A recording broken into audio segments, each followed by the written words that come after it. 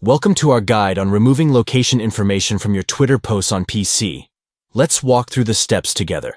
To begin, navigate to the left-hand side of your screen and select the More icon. This will open up additional options for you to explore. Next, go to Settings and Privacy, then select Privacy and Safety from the menu. This is where you can adjust various privacy settings on your Twitter account. Under Data Sharing and Off-X Activity, locate the section specifically related to location information. This is where you can manage how your location data is shared on Twitter.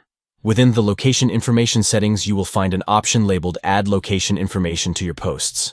This is where you can control whether your posts include location details. If you wish to delete the location information from your posts, simply click or tap on the red text below the box. A confirmation prompt will appear, asking if you want to proceed with deleting the location information. Confirm your choice by selecting Delete. By following these steps, you can easily remove location data from your Twitter posts, ensuring your privacy and security while using the platform. Take control of your location information on Twitter and customize your sharing preferences to suit your needs. Thank you for watching, and we hope this guide has been helpful in managing your Twitter account settings. Stay tuned for more tips and tutorials on social media platforms.